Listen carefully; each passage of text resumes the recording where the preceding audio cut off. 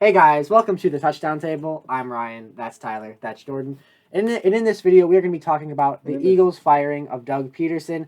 Came a little later than some of the other coaching firings, but nevertheless, it happened. Pretty significant. He won a Super Bowl there, but clearly just goes to show how, things could change really quickly over just a few years, right? So the Doug Pederson era in Philly is over.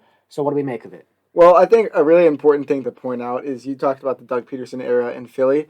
That was a very weird scenario for a head coach, right? Because he comes in there, he has success. They have Carson Wentz on the MVP season. Then Nick Foles has to step in because of the injury. They go on to win the Super Bowl. It's looking good. And then obviously, if you've been following football recently, you know what happened towards the end of the season. It looked like they tanked that game. That team was not very good.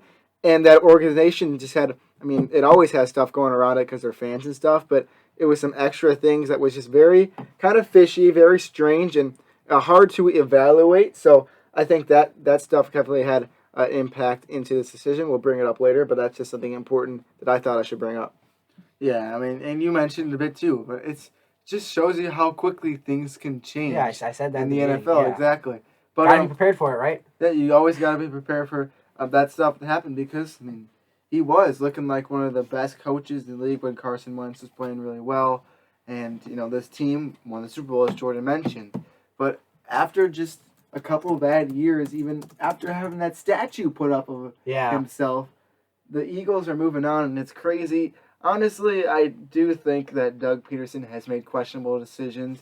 Not only He's a very aggressive coach. Yeah. So there's many times he'll go for it on fourth down, or maybe he shouldn't. Sometimes he'll go for two in certain situations. And that's something that's happened throughout the whole time, even when they won that Super Bowl. So that could have a small factor into it. But that's just a point that I wanted to make. Tyler, keep going. Yeah, but personally, I just don't like the way he manages the games. You can be aggressive at times, but he seems to be overly aggressive. And with the team that really doesn't have that many wide receivers that can do anything, I mean, you should be going for it on 4th and 8 at the 30-yard line, I mean, that's just, I mean, that doesn't happen very often, but those are things he can do. To me, it's like the guy won you a Super Bowl just a couple of years ago. Do you keep him just because of what he did? I mean, but right now it's what have you done for me recently? And if that's the case, that's what we're looking at. Then Doug did deserve to be fired. Yeah, you mentioned recency, and that's important. Like I said at the beginning, things things change really fast, and it's just a couple years ago, 3 years ago roughly, the Eagles were in the midst of their Super Bowl run, and getting the first title in franchise history. And you would have never thought that at the end of the Doug Pederson era was near. You would have thought it was just beginning, and at the time it looked like it was. But if you look at it as a whole, I'm sorry, my screen just did something weird. If you look at it as a whole, Doug Pederson actually overall, at least on paper, did pretty good in Philadelphia. Regular season record 42-37-1, 4-2 in the playoffs, and that adds up to a career record of 46-39-1. So that's respectable. He won you a Super Bowl. They made the playoffs at least one other time. I don't know. Was there a third time they made the playoffs under him? I know there was at least two. I'm going to look that up. But the point is that long term, if you look at his whole 5 years, at least on paper, it was actually pretty good. Because if you say you get, a Super Bowl in 5 years, that's good. But a Super Bowl and another playoff appearance and a winning record overall, again, this season, it's like you said, what can you do for me now? But overall, I mean, this guy did pretty good for most of his stint there, on paper at least. Oh, yeah, definitely on paper that team had some success while they were there. And it goes back to what I mentioned before. I know Carson Wentz isn't playing very good right now, but there was one point where he was playing at an MVP caliber level. Plus, they had different weapons on this team than they have this year. It just does not seem like the same team that went to win the Super Bowl, even though it's not a completely different team. But so that's just something that I thought of. And you guys can't see it, but there's an elephant back there. There's an elephant in this room. So let's just bring it up. So week 17, Doug Pederson and the Eagles. Oh, I see it. Yeah. Okay. It looked like they tanked that game against Washington on Sunday Night Football, right? So Giants were unhappy because that ruined their shot of getting into the playoffs. And so you have to wonder, does this have an effect on this move? Because we talked about it in our podcast that came out 2 days ago on Wednesday, if you're watching this on the day this comes out. And we thought, as a collective group, plus our friend Brandon, who does the podcast with us, we thought, okay, maybe upper management might have told him to make this decision. And then it was coming down to, okay, do we fire Doug Pederson or do we fire the upper management? And so they chose Doug Pederson in this situation. which makes it seem like their GM might stay. Yeah, and another thing that correlates to really quick, I just want to say, the relationship between Carson Wentz and Doug Pederson was supposedly broken beyond repair. That's true. So maybe it was a decision between keep Pederson or keep Wentz. Like, it's either him or me, like that kind of deal. I mean, both of them have had their struggles this year, but at the end of the day, it could be something like that, where if Carson Wentz is going to stay around, Doug Pederson has to go. Because it seemed like that, because it seemed like there was some tension in that locker room. Some players were mad at him after the Week 17 game, and rightfully so, in my opinion, at least. But, before this year, it was pretty good. Actually, 3 straight playoff appearances from 2017 to 2019. And then this year happened, and then he's out of there. So, harsh business, but this is, like I said, a business. So, it had to happen. At least that's what the Eagles thought. So, I think, the firing of Pederson makes the chance of Wentz staying there higher. It's not a guarantee by any means, but that's more likely now that Doug's gone. And of the 2 theories that we brought up, I think yours is the more likely scenario, because it was a decision between Wentz or Pederson, as you so lovingly said.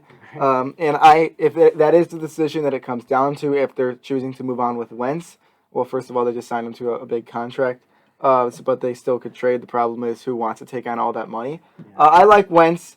He had a bad year going into this previous year. We did a quarterbacks ranking, and we had Wentz decently high in it, right? Yeah, Do you remember where he was? 6 maybe. They wouldn't let me put Josh Allen on there. I just gotta keep saying that whenever that's brought up. Yeah. But anyways, so he's still a good quarterback, as I've said. Now this is the 3rd time I'm saying it. He was an MVP candidate in his, I think it was his rookie year, and it seemed like he was almost certainly going to win until he went down with an injury, and then that ruined his shot at getting it. But this guy has the potential. He has the skill. And maybe he didn't have the players around him this year. Something was off this year for not just Carson Wentz, but the whole Eagles organization. This move was made to try to fix that, and this move being what this video is about. But just want to say that about Carson Wentz. You guys mentioned the theories that you guys had. Mine kind of branches off the one that Ryan had. Trying to decide between the players and the coach, really. You talked about Carson Wentz specifically. But I would imagine this kind of combines both of yours, because Jordan, you were talking about how the upper management probably told Doug Pederson, we want to lose this game to get a better draft pick. Maybe when pick 6 versus 6. Maybe pick 9. Excuse me. Maybe kind of a tongue twister. When that happens, the locker room just didn't want it with Doug Pederson. They were already having a rough year. I personally think it was unfair to see him fired so soon. I mean, if you're, like I said, if you're basing off this season, it would make sense. But you have to look at what he did. So that could be a part of it too, that the players, he's kind of lost that locker room, especially after that Week 17 loss. But if you're asking me, Howie Roseman should have been the one out in Philadelphia. I know Eagles fans would probably agree with me. If you're an Eagles fan, let me know. Yeah. I'm pretty sure you would agree with me if you're choosing between them. I mean, he picked Carson Wentz. It looked like it was going to be one of the greatest picks ever, and then it kind of just fell apart last year. They traded away Foles, and they. I don't think did they? No, they just let him go. Trade, yeah. They dropped him. That's right. They couldn't even get him to trade. Well, he's a free agent, right? Free agent. That's right. They decided not to pick him up, and then they missed on wide receivers like Jefferson recently. That's what I was going to say. So there's been a lot of poor decisions, and you can't do much, especially when players are getting hurt. The players that you do have, it's been rough on Doug Pederson to get this team going, especially this year with the limited weapons and Carson Wentz not being able to play great. So it does seem like I keep saying it. It's unfair to Pederson, but someone had to go, and I guess they decided to go with Doug for some reason. Yeah. Like I said, I would have gone with Howie. Yeah. As we mentioned earlier, this is one reason why I think it might be a good move, is because Doug Pederson is a different coach than most coaches in the NFL. He's very aggressive. Now we're in the age of where there's younger head coaches coming in, and they're being a bit more aggressive like Doug Pederson is, but that definitely played a factor in it, in my opinion. I just think that he's different, as I said, and he's more aggressive. His play calling, he comes from that Andy Reid tree, and it's hard to describe exactly what I'm thinking in my head, but just like the design of his plays, like the RPO scheme and stuff, which is not bad. It worked, and when they won the Super Bowl, that's why it was working. But maybe just something with that is off. Is he play calling? Was he play calling? Do you know? I don't remember. Because that could be a factor in as well. I don't know if he was play true. calling. That's a good point. Because plays were not as good this year than they were previous years. Of course, they didn't have the same weapons, but still. So lot of factors that could be playing into this. A lot of theories that we've all came up with sitting here at the table today. Oh, yeah. And at the end of the day, Pedrerson is gone, and they're moving on in Philadelphia. Yeah, last thing before we wrap it up, Jordan, you mentioned he's gone, but who do you guys think they fill that vacancy with? I would assume they would go offense just because I would think. Well, their defense Carson Wentz needs help too. The defense has been bad, but Yeah. really their team right now needs to revolve around a better will. offense because Yeah. their defense was at times rough and their secondary improved once they got Darius Slay. But I just feel like offensively, for a lot of teams, has been the way to go for the head coaches. But there's guys like Dennis Allen, the New Orleans Saints defensive coordinator, that could fit in for defense. And I think of guys like Brian Dable, Yeah. Eric Bieniemy. Let's think who else do you guys think there could be as well? I mean, those that you mentioned are good. But before we get into that, I just want to say something that I want to make clear is that because the Eagles fired Pederson so late, they're behind on the interviewing process and all that stuff. So, they're going to have to catch up because other teams, they meet a guy, they like a guy, hire him. They might, miss out on some guys because teams have already had a leg up on them by firing their coaches early and then getting a start, on this process much earlier than them. So that could factor. But I honestly think some of the guys that you mentioned could be good. Like, Bieniemy, like some people think he's going to be the first one to get a job. Some people think he's not going to get a job. So believe what you want. So that could be good. The success, there in Kansas City, how much of it is his, that's for every individual team and management to decide.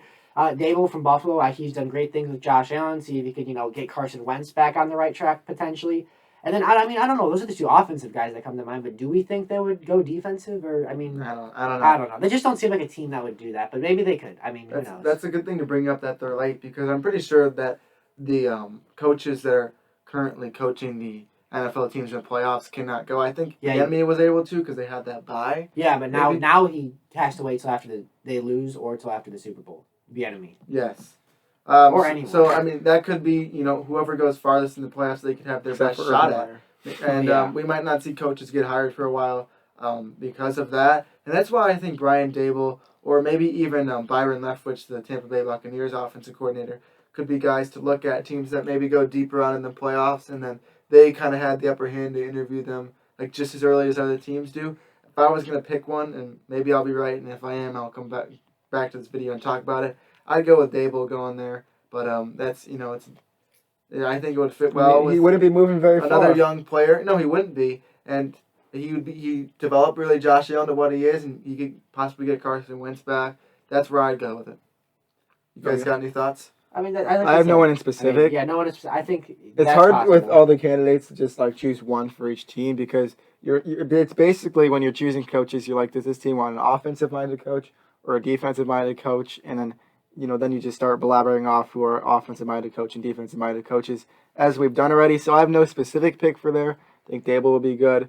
Personally, when I look at head coaches, I say if whatever side, offense or defense, you get your head coach, you have to hire a good defense, other coordinator. So if you're hiring an offensive-minded head coach, you have to get a good defensive coordinator. That's just my philosophy looking into it. Honestly, though, when I look at teams that have really good coaches like Bill Belichick, who's been there for a long time, he's more of a defensive-minded coach, right? But he knows a lot about football. Yeah. Mm-hmm. And he has his coordinators. He has Josh McDaniels, and I don't know who his defensive coordinator is this year. But he's had Matt Patricia, geez, I can't talk today, in the past, and then Brian Flores, who is in Miami right now.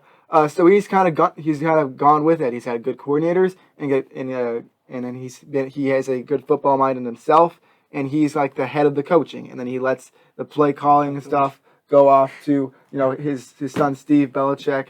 I know he does some stuff on the defensive side too, so I like that style of coaching, not just I want to hire this guy because he knows a lot about offense and he's going to really work on our team. Because I'm kind of going off track here, but I'm just going to keep going. Because with Matt Nagy and the Bears, when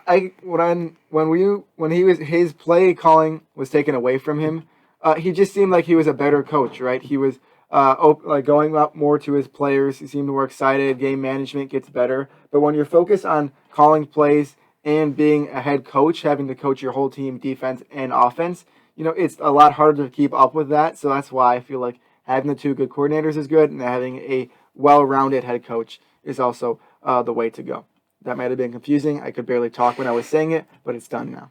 Yeah, you kind of went all over the place to different teams there. But the point of the premise of this video was that Doug Pederson is out in Philadelphia. So They let us probably know, weren't watching where do you at this think point he in time. goes also? What team might he go to be an offensive coordinator? Who do you think fills that vacancy? What do you think about the decision to fire him and keep Howie Roseman? Let us know that down in the comments down below. Also, make sure to like this video, subscribe to our channel, hit the notification bell like I said. Go down and comment your opinions. Go check out our podcast and our Instagram, both just the Touchdown Table. I think that's all I got to say. So with that, we'll see you guys later. See ya.